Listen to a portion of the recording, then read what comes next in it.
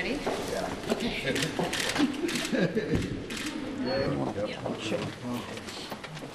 Well, good morning, everyone, and thank you for accommodating you in this smaller space, and welcome to the Walz Flanagan Administration Transition Office. We're here today to literally open the door, and maybe broader than that. First of all, to thank the people of Minnesota for this incredible honor and privilege and the responsibility to be the governor and lieutenant governor of the state of Minnesota. It's humbling. Certainly proud again of Minnesotans to turn out in record numbers, and it's not lost on us the honor that was given to us to have received more votes for the governor of Minnesota than anyone in the history of the state, and that comes with the responsibility. I'd also like to note what I think all of you noted during this campaign, the dignity and the civility that this campaign was run with. That is in no small part to Jeff Johnson's character and leadership, and his running mate Donna Bergstrom's. They approached this as a discussion and a debate on the issues and the vision of Minnesota, and not on the character of candidates nor its people, and for that I am incredibly grateful. And I think it should be noted too, the significance of the two candidates for lieutenant governor. That's right. I think, you know, we've said it before, but it's important to note that either way, we would have had a Native woman, an Ojibwe woman in this seat, and I want to thank just Donna for her good work, and I take that responsibility seriously. Also, certainly very appreciative, and I think the citizens of Minnesota also. I spoke this morning with Governor Dayton, and we understand clearly the leadership of Governor Dayton that has the state's fiscal shape solid, laid a groundwork for a vision on early childhood education, challenged all of us in Minnesota to protect our natural resources in a manner that makes sense to our economic growth. Those things are strong building blocks to build on, and I think we feel incredibly blessed to be following that administration. We're here to open the door, give you some announcements. One of the things is we did talk a lot about this, that Peggy talked on the campaign side of things about opening doors to those offices of power and decision making, and how critical that was that every single Minnesotan felt they had access to that. That's right. So we said that quite a bit on the campaign trail. As someone who, you know, grew up in a low-income family, as a young person of color, as an Indigenous woman, that my job would be to hold that door wide open. There literally is a door. I don't know how long I'll stand there holding it open, but it really is, I think, just a true opportunity for people to see themselves reflected in our administration and know that they will have a seat at the table. And that starts with launching our website and this office. This office is here to assist us, but it's here to assist the transition to those positions that fill out this government. This will be a place where folks can come in to request meetings. More importantly, the launching of the website today, we're encouraging, and I'm asking folks, just like when I was asked as a high school teacher, or Peggy was asked as an activist in her community for early childhood education, to get involved with your government and help us with this. That website, as it'll go live now, will be a place to collect resumes. I'm encouraging Minnesotans, if you want to make a difference in the future of this state, be part of this team. Get in here, get involved. That's right. So I'm here to give you the website. I hope everyone's ready. I have to read it, though, just to make sure that I've got it right. It's mn.gov/Tim-Walz. So that is the place. It is time. We want to hear from you. We want folks to get involved. We want them to be part of this administration, and that's the place. So mn.gov/Tim-Walz. And this idea of One Minnesota, as we have said throughout this campaign, is far more than just a campaign theme. It is a way of seeing the world, and it's a place to bring Minnesota to that. What we've always done is very effective, functioning government. And I want to say some thank yous to some other folks who have reached out. Many are from former Governor Carlson that we've spoken with. I had a chance to speak at length yesterday with Senator Gazelka and leadership, and Senator Bach, with Leader Hortman, and Lieutenant Governor Fischbach, reaching out and offering their expertise, their knowledge to be involved. We welcome that. We welcome that deeply. We welcome and would expect, as we've told Minnesotans, whether it be writing budgets or about these decision making on state agencies, that table will be broad on how we make those decisions. That table will include many, many voices. And my message, as it was Tuesday night, is the same again. for those folks out there who didn't cast votes for this administration, our job, and Peggy and I, as your governor and lieutenant governor-elect, and once we assume the office, is to represent you to the best of our abilities with the same vigor, the same passion, and the same commitment as we do those who supported us. So I think that is a critically important piece of this. So today we've got some news for you that we want to make sure we get out. We're going to appoint some of the initial key members of this transition leadership team, and that starts with Lieutenant Governor-elect Flanagan will chair the One Minnesota Transition Advisory Board, which Lieutenant Governor-elect will tell you a little bit about. For sure. So the One Minnesota Transition Advisory Board will consist of folks from all across the state. When we talk about One Minnesota, this is the place for that to be reflected. Diverse voices who will be advising us on appointments that we're making, who will be advising us on how we're going to put together the state's budget and how to be engaged with this administration. And I'm really excited to be able to lead that work and bring together that team so that we make sure that the commitments that we've made to One Minnesota continue into this transition. So I'm excited and ready to get to work. Our goal, and we will accomplish it, as I think some of you have come to know, that we do what we say we're going to do, whether it be executing a campaign to win, or whether it be following through on some of the commitments. This will be one of the most diverse advisory board that will be there to give us that advice. It will include faith leaders. It will include CEOs of Fortune 50 companies in this state. It will include teachers, and it will include entrepreneurs. That's right. And again, just a reflection, we'll be announcing who those folks are a little bit later, but just wanted to give you a sense of what's to come. The next one is going to be the announcement of our executive director of the transition team on appointments to the commissions. That is Kristin Beckman, someone who is not unknown to any of you, someone who brings vast amount of knowledge both in nonprofit, private sector, and government relations, someone who we're super excited about because of just sheer competency and the trust that has been built up regardless of political ideology with Kristin's leadership. For sure. And I'm particularly excited about Kristin Beckman helping to lead this team because of the work that she did in Mayor Coleman's office, the racial equity initiative of diversifying Mayor Coleman's staff and office. And I look forward to her using and helping us to make sure, again, that we have an administration that reflects the state of Minnesota. And our first official appointment will be Chief of Staff to the Governor, and that is Chris Schmitter, who I'd like to announce is right here with us. Chris is someone I've known a very, very long time. He is a Rochester John Marshall graduate. He is currently an attorney at Green Espel. Chris has served as my Deputy Chief of Staff, Legislative Director, pretty much everything. Chris was the first person that Gwen and I traveled to D.C. with when we had the honor of being elected in 2006 to the United States Congress. A vast amount of expertise across subject matters, policy expert, but also someone who has the trust of folks because of just the sheer competency of what he brings to the office. And I am incredibly grateful to you and Aaron, to Francis, because I know the time commitment that this takes to assume this really important role. The people of Minnesota will be well served. Chris embodies servant leadership. He embodies the spirit of Minnesota, and I'm just certainly proud to have him with us. You spell my name for us? Pardon me?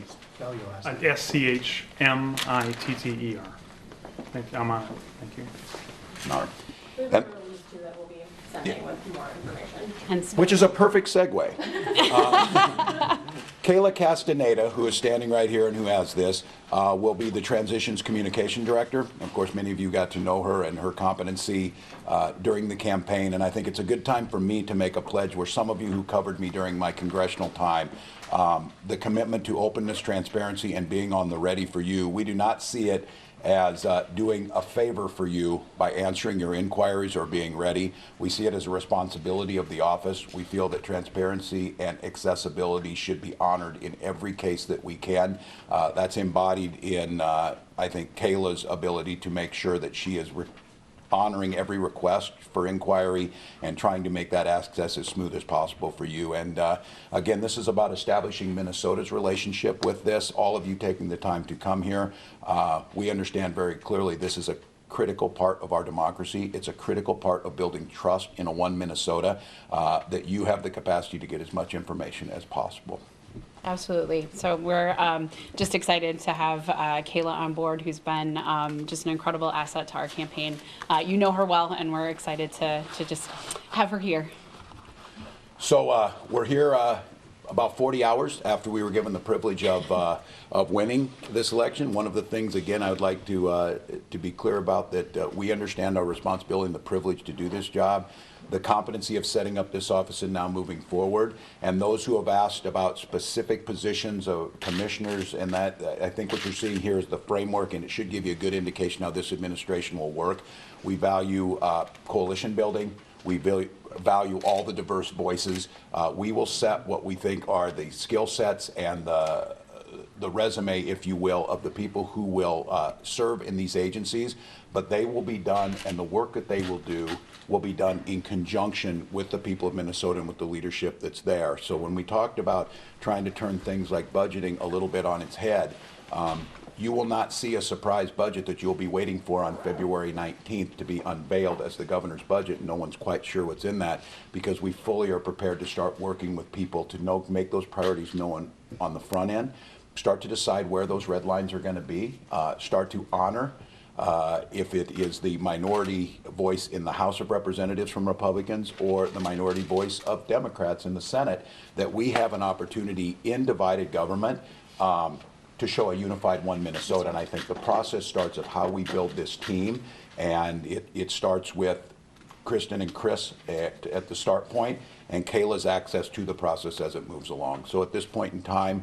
the Lieutenant Governor would be happy to take questions. Governor, there's a shooting in California today, a mass shooting. Can you give us a sense of where the Walz Flanagan administration, what you can do to mitigate this threat here in Minnesota?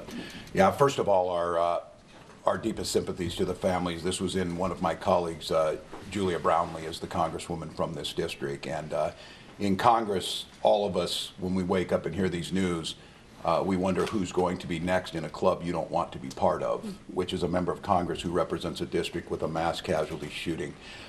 You've heard us on the campaign trail, and now is the time for action. It is no secret that I am a firearms owner.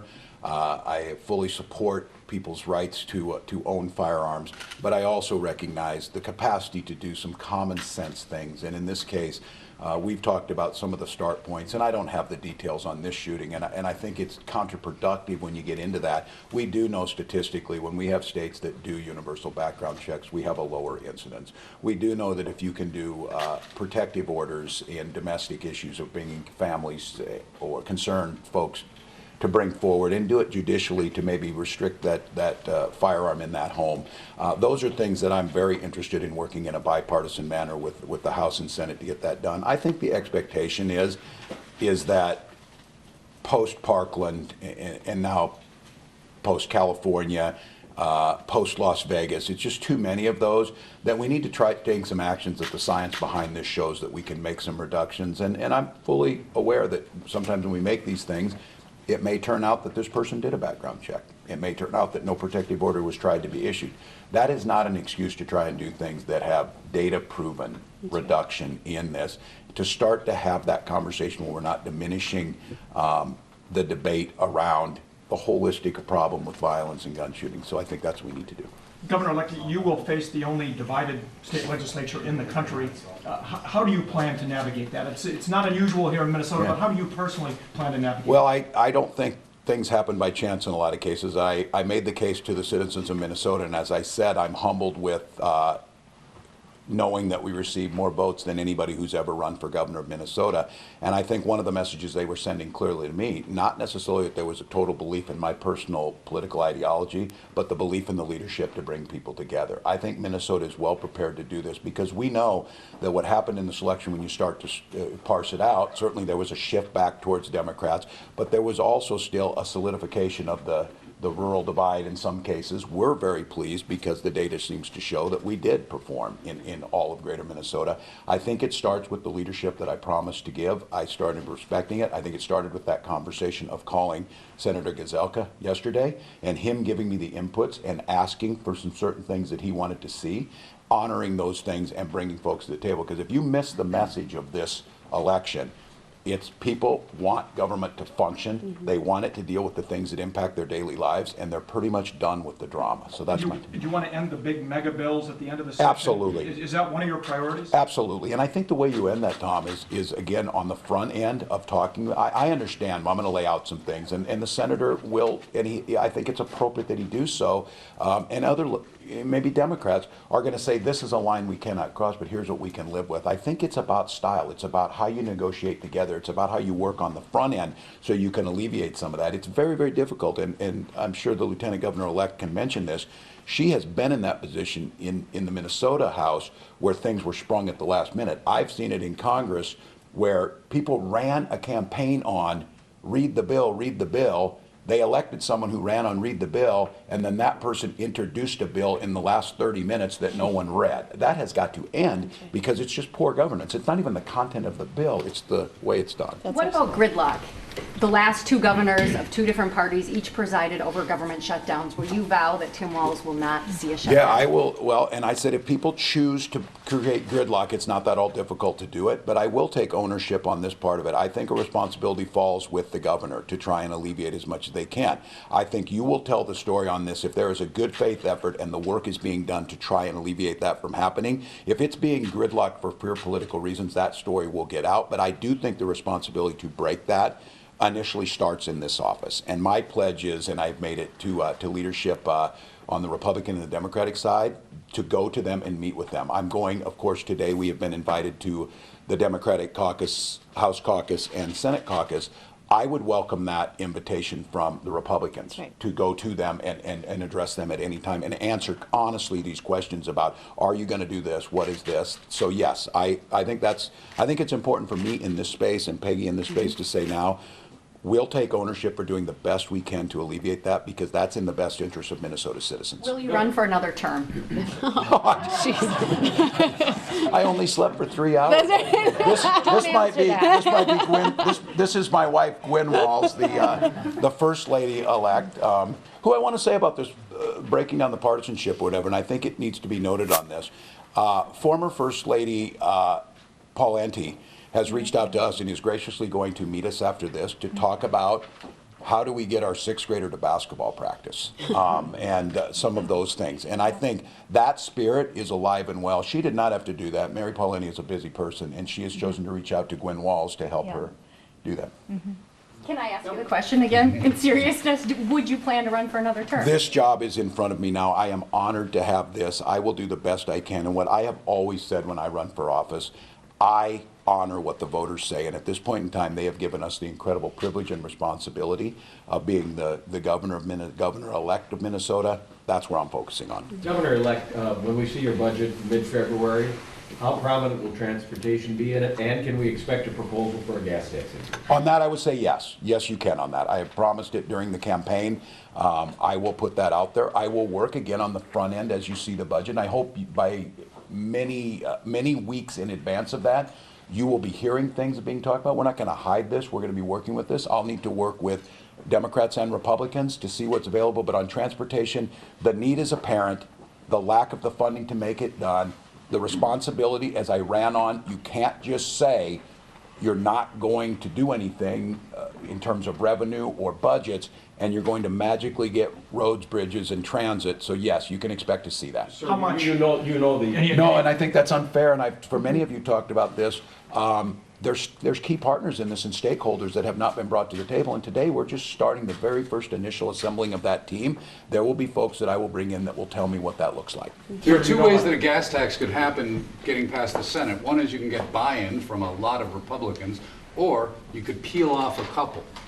Which way do you envision this going? My style is always to get as many as possible, to listen to where they're at, to listen to, and there will be There will be other proposals, but I think what's really encouraging to me about this is Minnesotans understand a key function of government is transportation, and they want honest budgeting about it, and they want people to get out there. I just think that with a governor who's prioritizing transportation, as I will, it makes it very difficult to drag this down to a point where you're not going to come on board to help us figure this out. So my hope is to build it as broad as possible. Again, all of you in this room know is the lasting solutions are the true deep bipartisan solutions, and that's what we're going to continue to search for. Governor-elect, you talked about transparency. Past governors have not released full calendars of who they're meeting with throughout the day, whether it's a public meeting or not. Will you pledge to do that? I think our intention is to do exactly that, and I want to be very clear to understand whether it's privacy issues that go, but I would again tell you,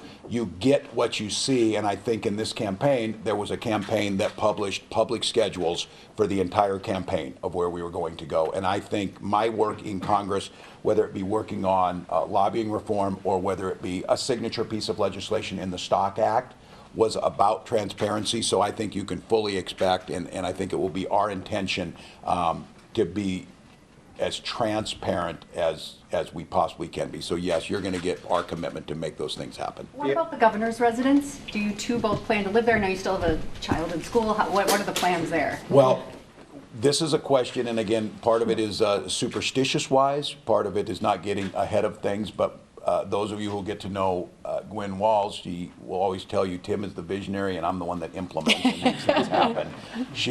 Gwen, who is works for the school district in Mankato, an English teacher. For those of you who don't, we have a 17-year-old daughter, Hope, is a senior, and our son Gus, who's 12, is a 6th grader. Both of them go to public school in Mankato. And we pledged to them, and they've been really good, to have this conversation, which we were going to start, and we had a sit-down supper last night for the first time. And our son Gus said, I'm not quite ready to talk about it yet. Yeah. And so I think our intention is to be very honest. We would be honored and certainly privileged by the citizens of Minnesota to live in St. Paul, to live in the governor's residence. I think our intention is to do that. And just, again, in full transparency, we just haven't totally figured that piece out. I think the choice, the point of the choice, the point of the choice is whether we make that move in January in the middle of the school term, or if we make that at the end of the school term. And that's what the kids we wanted to discuss, because I said we wouldn't know exactly how it felt till we got there, and we won't know exactly how to process that. And so as an educator, you try to give them questions and priorities and the way we'll look at it. They're very excited to have the discussion, but I gave them some things to think about that I wanted them to have answers to when they came to the table for that discussion. So Gus said he needed more time, so I extended his assignment due date. And then we'll have that. Tim won't be home tonight, so it'll probably be a Friday night dinner meeting. Have they been inside the house? No, they haven't been. I haven't been inside the house. You have not? No, I've never been. This will be my first time inside the house. We were up here doing some campaigning, and they were in a different car, and that car drove past it, which was the first time I think that they had seen it also. But they did look online, they told me. So that's how Gus's decision is being influenced, as some of you saw.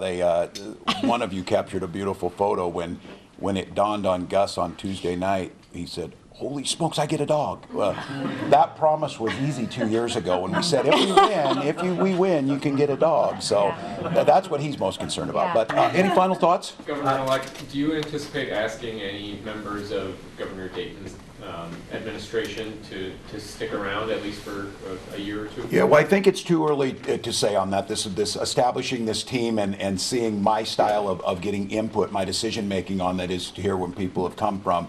I will note though that the leadership that has been exhibited by those folks, we certainly appreciate, and those are considerations that will be made by our team. One more quick question. Sure. Healthcare was by far the #1 issue in every poll I saw across the country. What will be your first steps? I'm sure it'll be reflected in the budget, but what first steps will you take to address that issue? Yeah, I think the first conversation, and these are the hard ones, and this is, we understood this when we asked for the privilege of doing this job. We're going to have a conversation on the provider tax. We're going to have a conversation on how to keep the healthy system of Minnesota Care open, and then make those commitments keep those commitments that we made to people, to see what that structure will look like, to the Minnesota Care buy-in, to ensure that we have the broadest possible coverage for Minnesotans. And then one of the things that I can tell you, Tom, that I'm going to assemble very early and work on, because we know it works and we're seeing some of the data coming out about this, is the preventative care side of things, of aligning all the resources this state has. I'm very excited about the Minnesota Alley group that has been formed, which are providers, nonprofits, researchers, University of Minnesota, taking Minnesota to that next level of providing care, research, prevention of diseases. But our first priority, I think, is to have what has to happen in leadership. We have to make these hard decisions that literally tens of thousands of people will lose their health care if we don't have this conversation on the provider side. And how about extending the provider tax credit? How about tax conformity? Are you going to do that? Is the plan to do that right Yes. away? And Yes. the differences between Yeah, and I think, programs? and we'll be, again, as this team's assembled, we're talking transition, we're into this. These are all fair questions asked. The tax conformity piece, and we talked about on the campaign trail, it needs to be addressed. It does need to get there. Now, what that looks like is a pretty broad spectrum of where people want to get to. But I think trying to give and getting Minnesotans the certainty of aligning state tax code with federal tax code, I've made no bones about it, and certainly did not support the move that was made at the federal government. In terms of the tax policy, for a lot of reasons. And I think Minnesota gets a chance to step back and see what our tax policies look like in that new framework. But Commissioner Brand says on that point that it might be too late to do anything that would affect taxes being Could be. filed for the next year. But they're, besides stuff around the edges, do you understand it to be different? No, I think he may be right. I think there's still an opportunity, and it depends on how quickly we're able to do this. And again, today basically is where a lot of these conversations start. I know Kristin and Chris will be moving at lightning speed, but with the right deliberativeness of building these teams that will decide that, that's where the experts will come in. I think in all candor, it's a pretty tight window to be able to get But that. that's the first thing that you would do when you come in, to see if you can Well, conform? certainly, and that'll be happening right now. A lot of these things can happen before. Certainly, there's only one governor at a time. We understand that, but setting up the priorities is what will be happening now. And again, I think in Lieutenant Governor-elect Flanagan's and my style of doing this, very collaborative, bringing those experts in. That's what this space is for. So we wanted to thank you all for taking the time to come. Kayla Castaneda, again, has handouts and information. She will have cell phones. We will have websites. And I would encourage you, as a final note, to see our administration as being responsible to you in answering the questions. We see you as the stalwarts and the protectors of democracy, and want to make it as accessible as possible to us and our administration. So thank you. Thank you. Thanks, folks. We're going to see you Friday on Almanac.